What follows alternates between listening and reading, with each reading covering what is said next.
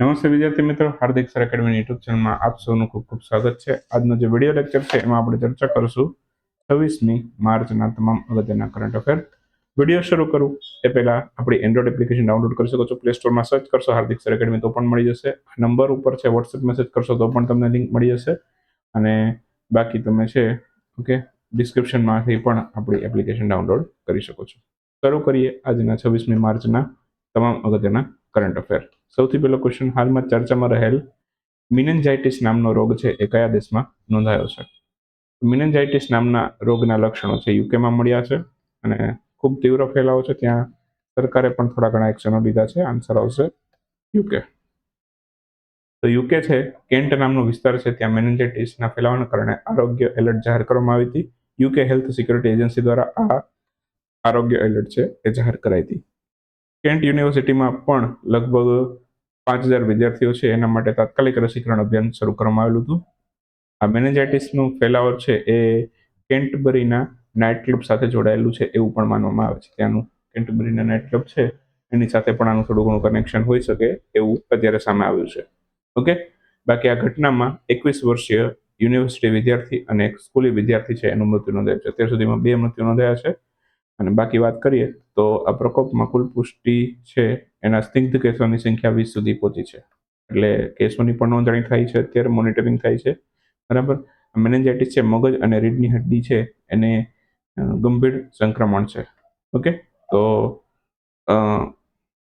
જે રીઢના હાડકાઓ હોય, બરાબર, તો એનું અને મગજ, ઓકે, તો આ બંનેનું ખૂબ જ ગંભીર સંક્રમણ કરે છે। આ બેક્ટેરિયા વાયરસથી થાય છે।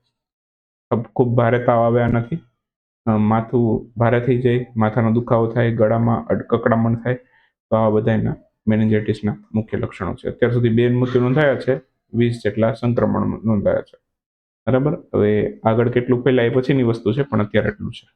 તો મેનિન્જાઇટિસ એ યુકેમાં છે અત્યારે, એટલું યાદ રાખજો। અત્યારે યુકે પૂરતું સીમિત છે, બીજે ક્યાંય નોંધાયા નથી આના કેસ। બાંગ્લાદેશનો સ્વતંત્રતા દિવસ કઈ તારીખે યોજાયો છે? તો આ બાંગ્લાદેશનો સ્વતંત્રતા દિવસ 26 માર્ચે હોય છે, તો આન્સર આવશે 26 માર્ચ। તો 1971ની વાત છે બાંગ્લાદેશની, બરાબર।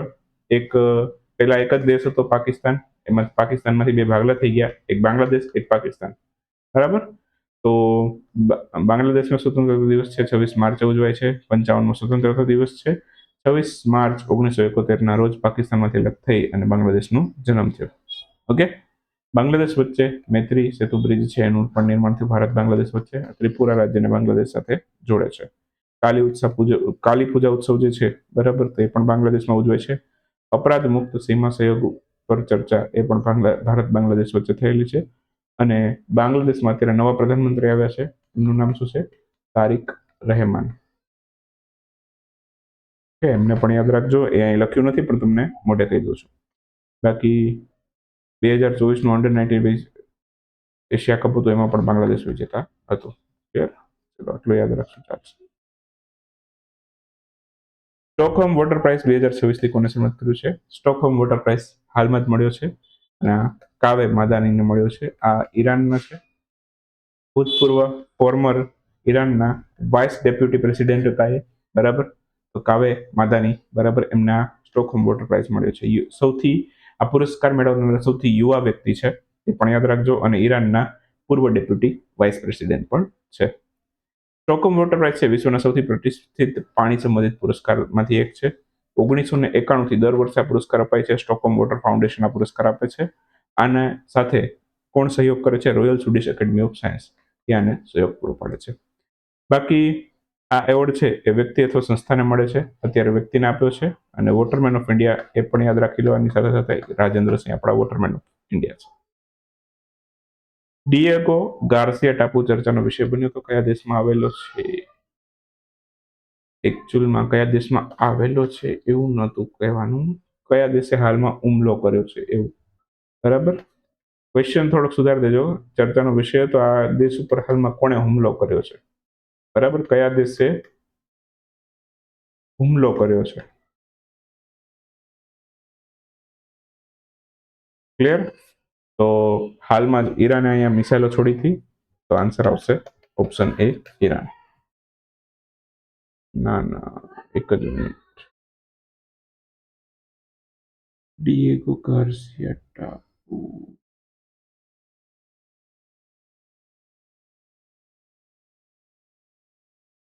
હા, બરાબર જ છે. ઓકે, તો હાલમાં જ આ ડિએગો ગાર્સિયા ટાપુ જે છે, બરાબર, ઈરાને અહીંયા છે યુકેના અને યુએસના જે મિલિટરી બેઝ જે છે એના ઉપર મિસાઇલો છોડેલી છે.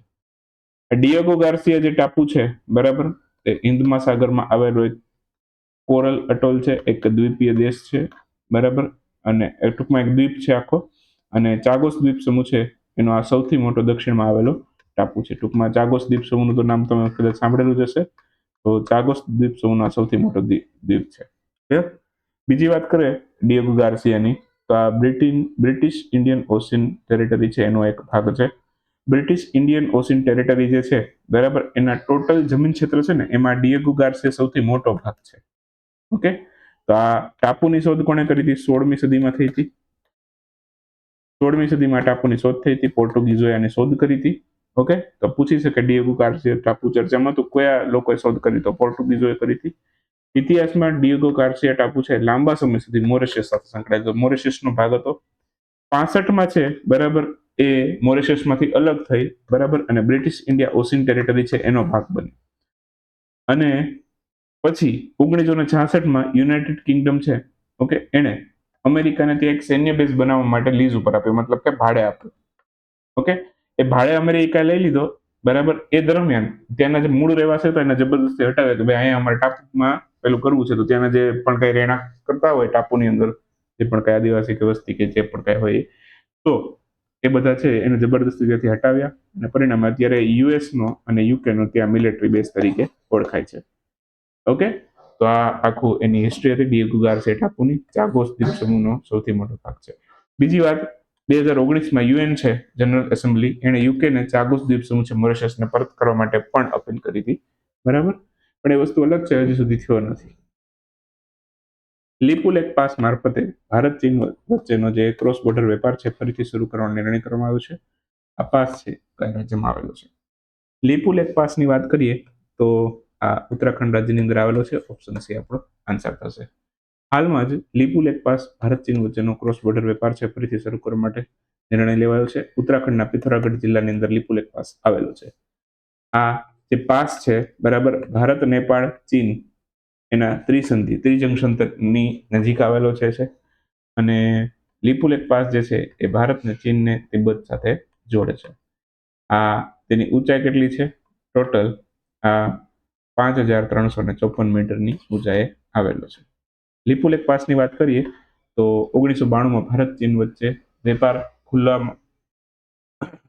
વેપાર માટે ખુલેલો આ પહેલો બોર્ડર પાસ હતો, અને ત્યારબાદ બે બીજા પાસ ખોલ્યા હતા. 1992 પછી એક સિપકીલા પાસ ખુલ્યો હતો જે 1994માં ખુલ્યો હતો, એક નથુલા પાસ ખુલ્યો હતો એ 2006માં ખુલ્યો હતો. તો ભારત અને ચીન આ બંને વચ્ચે વેપાર થાય, તો વેપાર માટે થઈને આ પાસ ખોલવામાં આવેલા છે. બાકી આ જે પાસ છે એ પ્રાચીન સમયથી ભારત અને તિબેટ વચ્ચે વેપાર માર્ગ તરીકે જાણીતા હતા. અને લિપુલેક પાસની વાત કરીએ ને તો એ કૈલાસ માનસરોવર યાત્રા માટેનો પણ મહત્વપૂર્ણ પાસ છે. Okay, clear? તો એટલું આમાંથી યાદ રાખજો. ચાપચરકૂટ તહેવારની વાત કરીએ કયા રાજ્યમાં ઉજવાય છે? ચાપચરકૂટ તહેવાર ગઈકાલે કીધું હતું, થોડી ડિટેલમાં ચર્ચા કરીશ. આ મિઝોરમનો તહેવાર છે, તો આન્સર આવશે મિઝોરમ. હાલમાં ચાપચરકૂટ તહેવાર છે મિઝોરમ રાજ્યનો સૌથી મહત્વપૂર્ણ તહેવાર છે. એનો હાલમાં જ વસંત ઋતુ દરમિયાન આની ઉજવણી થતી હોય છે, માર્ચ મહિનામાં આવે છે. ઓકે, તો આ ચાપચરકૂટ તહેવારનો ઇતિહાસ લગભગ 1450 થી લઈને 1700 વર્ષ જૂનો છે, બરાબર. અને સુઈપુઈ ગામમાં આ તહેવારની શરૂઆત થઈ છે ત્યાંના મિઝોરમમાં, એવું માનવામાં આવે છે. ઝૂમ ખેતીની વાત કરીએ તો જંગલો સાફ કરવાની પ્રક્રિયા પૂર્ણ થાય, બરાબર, એ પછી આ તહેવારની ઉજવણી કરવામાં આવે છે. લોકો પરંપરાગત વસ્ત્રો પહેરે, આભૂષણો પહેરે છે, અને પછી સંગીત અને નૃત્ય છે આ બધાની અંદર દરેક લોકો છે ચાપચરકૂટ તહેવારની અંદર ઉજવણીમાં ભાગ લે છે. અહીંયા બાંસ નૃત્ય ખૂબ પ્રસિદ્ધ છે. આ તહેવારમાં બાંસના દંડાના તાલ મુજબ જે પુરુષો છે, બરાબર, એ બાંસને હલાવે છે, સ્ત્રીઓ એના વચ્ચે નૃત્ય કરે છે. ઓકે, બાકી મિઝોરમના બીજા તહેવારની વાત કરીએ તો પાવલ ફૂટ છે, લ્યુવા કુટલા છે, અને એન્થુરિયમ ફેસ્ટિવલ છે. આ બધા મિઝોરમના બીજા અગત્યના તહેવારો છે, એને પણ સાથે સાથે તમે યાદ રાખી લેજો. ક્લિયર? સરહુલ ફેસ્ટિવલ કયા રાજ્યમાં ઉજવાયો છે? સરહુલ ફેસ્ટિવલ છત્તીસગઢમાં ઉજવાયેલો છે. છત્તીસગઢ ઉપરાંત ઓડિશામાં પણ ઉજવાય છે, વેસ્ટ બેંગાલમાં પણ ઉજવાય છે. ક્લિયર? અહીંયા ઓપ્શનમાં છત્તીસગઢ જ છે, તો બીજા રાજ્યના નામ આપે તો ધ્યાન રાખો. છત્તીસગઢમાં ઉજવાયેલો ઉપરાંત ઓડિશા, પશ્ચિમ બંગાળમાં પણ ઉજવાય છે. શું છે સરહુલ ફેસ્ટિવલ? સરહુલનો અર્થ થાય સાલ વૃક્ષની પૂજા. સાલનું વૃક્ષ આવે ને, સાગ અને સાલ, તો સાલ વૃક્ષની પૂજા કરવામાં આવે છે. પ્રાકૃતિક પૂજા આધારિત આ ફેસ્ટિવલ છે. સૂર્ય અને ધરતીના પ્રતિકાત્મક મિલન છે એને આ ઉજવવામાં આવે છે. બાકી વાત કરીએ તો સાલના વૃક્ષને સમામાં ગણવામાં આવે છે ગામની રક્ષક દેવી. એનું નિવાસ સ્થાન માનવામાં આવે છે સાલના વૃક્ષમાં. ઓકે, તો સામામાં છે એ સાલના વૃક્ષમાં મસે છે, ત્યાંના એવું લોકો માને છે. ઓકે, બાકી તહેવારમાં પાહન એટલે કે પુરોહિત સૂર્યનું પ્રતિનિધિત્વ કરે છે અને તેમની પત્ની જે છે બરાબર ધરતીનું પ્રતીક કરે છે. તો ટૂંકમાં બે વ્યક્તિ હોય, એક સૂર્યનું પ્રતીક કરે, એક ધરતીનું પ્રતીક કરે. બરાબર. નવું જીવન અને પ્રાકૃતિક ચક્ર છે બરાબર, એ આ તહેવાર દર્શાવે છે. અને બાકી વાત કરીએ તો માં કઈ કઈ જનજાતિ આ તહેવારમાં ભાગ લે છે? તો ઓરાઓન, મુંડા, સંથાલ, ખડિયા અને હો સમુદાય છે બરાબર જનજાતિના, એ બધામાં ભાગ લે છે. 3 દિવસનો ફેસ્ટિવલ હોય છે. ફટાફટ એક વખતના ક્વેશ્ચનો વાત કરીએ અને આજનો વિડીયો સમાપ્ત કરીએ. સૌથી પહેલો ક્વેશ્ચન છે કે ભવ્યા યોજના આની શરૂઆત કયા મંત્રાલય સાથે સંકળાયેલી છે? ટૂંકમાં કયા રાજ્યની કયા મંત્રાલય દ્વારા કરવામાં આવે છે? તો આ વાણિજ્ય ઉદ્યોગ મંત્રાલય છે એમના દ્વારા કરવામાં આવે છે. આન્સર આવશે વાણિજ્ય અને ઉદ્યોગ મંત્રાલય. ભારતના નાગરિક ઉડ્ડયન મંત્રી છે રામમોહન નાયડુ. એમણે કયા રાજ્યમાંથી ખેર સે ફુરસત યોજના શરૂ કરી છે?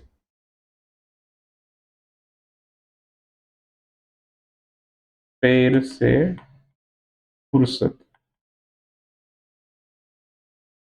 ઓકે, તો ફેર સે ફુરસત યોજના છે બરાબર, આ મધ્યપ્રદેશે શરૂ કરી છે. વન રૂટ વન ફેર નામની આનો મુખ્ય હેતુ છે. એગ્રી યુથ પાર્લિયામેન્ટ 2026 નું ઉદઘાટન કયા સ્થળથી કરવામાં આવ્યું છે? આ ઇમ્ફાલ ખાતેથી કર્યું છે એગ્રી યુથ પાર્લિયામેન્ટ. લીજન ઓફ ઓનરથી હાલમાં કોને સન્માનિત કર્યું છે? તો લીજન ઓફ ઓનરથી સન્માનિત થયેલા સૌથી પહેલા ભારતના રાજદૂત કોણ બન્યું છે? એ છે જાવેદ અશરફ. ઓકે, તો આન્સર આવશે જાવેદ અશરફ. હાલમાં જ કયા રાજ્યની સરકાર દ્વારા પોતાના રાજ્યના બજેટમાં શાળાના બાળકો માટે મફત નાસ્તા યોજના શરૂ કરવામાં આવી છે? શાળાના બાળકો માટે મફત નાસ્તા યોજના જે છે એ તેલંગાણા શરૂ કરી છે. આન્સર આવશે તેલંગાણા. કરુણા ધ પાવર ઓફ કમ્પેન્શન નામનું પુસ્તક જે છે કોણે લખ્યું છે? આ કૈલાસ સત્યાર્થીએ હાલમાં જ આ પુસ્તક લખ્યું છે. કયા રાજ્યની સરકાર દ્વારા ચિકિત્સા પહેલ શરૂ થઈ છે? તો આ પશ્ચિમ બંગાળે શરૂ કરી છે. ભારતના સૌ પ્રથમ liquefied petroleum automated teller machine જે છે એનું લોન્ચિંગ કયા સ્થળથી કર્યું? હરિયાણાના ગુરુગ્રામ ખાતેથી કર્યું છે. અને લિયોનેલ મેસી 900 ગોલ કરનારા કેટલામાં ફૂટબોલર બન્યા? તો 900 ગોલ કરનારા બીજા ખેલાડી બન્યા. સૌથી પહેલા હતા રોનાલ્ડો, એના પછી લિયોનેલ મેસીએ 900 ગોલ કર્યા છે. તો બસ આ સાથે 26 માર્ચનો વિડીયો અહીં સમાપ્ત કરીએ. મળીશું 27 માર્ચના વિડીયોમાં. ત્યાં સુધી રજા લેશું.